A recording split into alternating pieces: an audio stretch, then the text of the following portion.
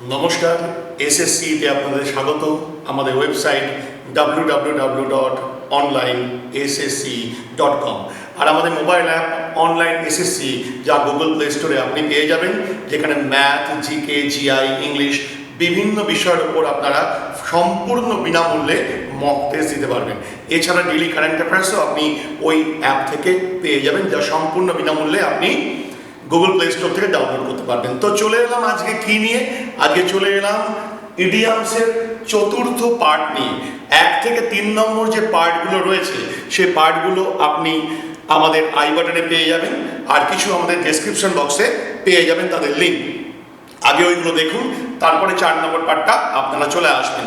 প্রতিটা জায়গায় 10খানা important idioms যেগুলো আলোচনা করা হয়েছে, যেগুলো রাজ্য সরকার, কেন্দ্রীয় সরকারের যে কোনো পরীক্ষায় এগুলো কাজে লাগে।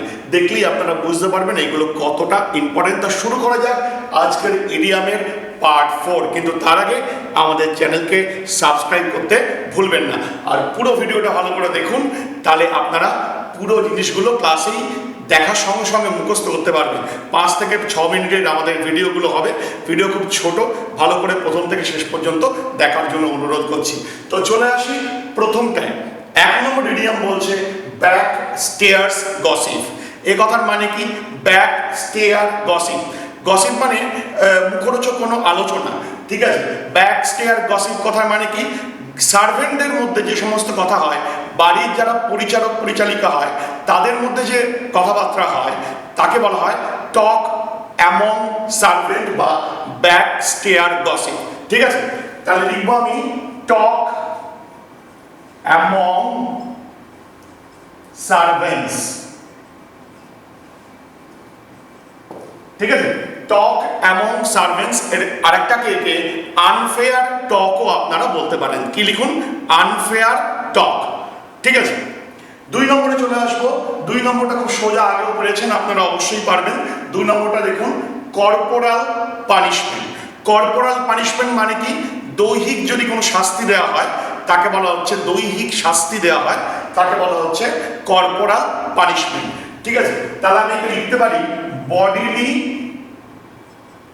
পানিশমেন্ট। ঠিক আছে, আপনারা লিখে ফেলুন বডিলি পানিশমেন্ট বা শারীরিক যে কোনো শাস্তিকে বলা হচ্ছে কর্পোরাল পানিশমেন্ট। 3 নম্বরকে বলা হচ্ছে ফ্যান দ্য ফ্লেম, অর্থাৎ আগুনের মধ্যে আরো আমরা কি করলাম? হাওয়া দিলাম।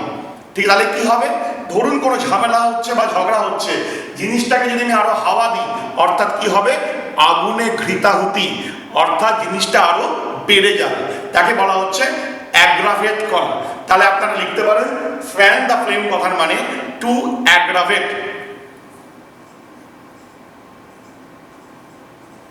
Two aggravate.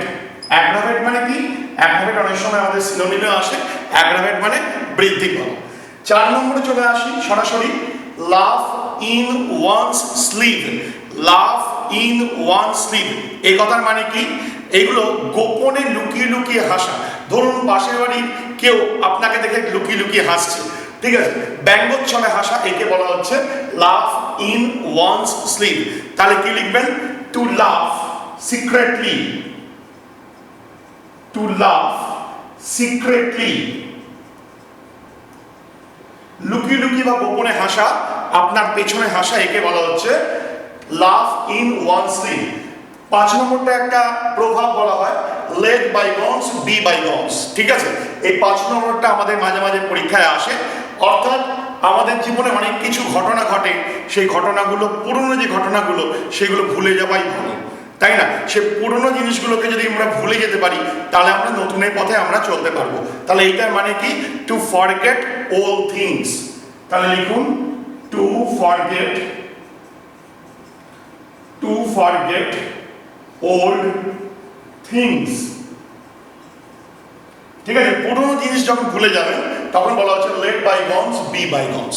ঠিক আছে, টু ফরগেট ওল্ড থিংস। তারপরে একটা ফ্রেজ নিয়ে এসেছি আমি 6 নম্বরে, রান ডাউন। রান ডাউন করা মানে কি? টু ক্রিটিসাইজ করা, মানে কাউকে ছোট করা। ঠিক আছে, তাহলে লিখতে পারেন reduce in size and number.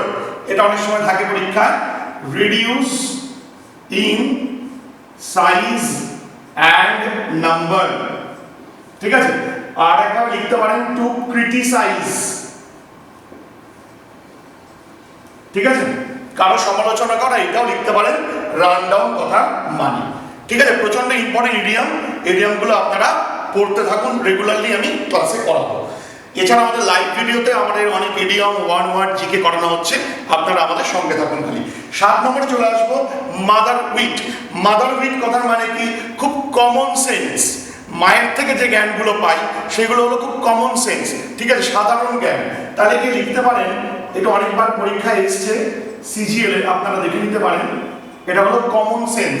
Mother wit, mother wit কথার মানে হলো কমন সেন্স বা খুব সাধারণ জ্ঞান। At a pinch, at a pinch কথা মানে কি? যে কোনো বিপদ, খুব বিপদে পড়ে গেছেন আপনি, তখন বলবেন অ্যাট এ পিঞ্চ, ঠিক আছে। তাহলে লিখুন, এখানে কি লিখতে পারেন আপনি? In a trouble,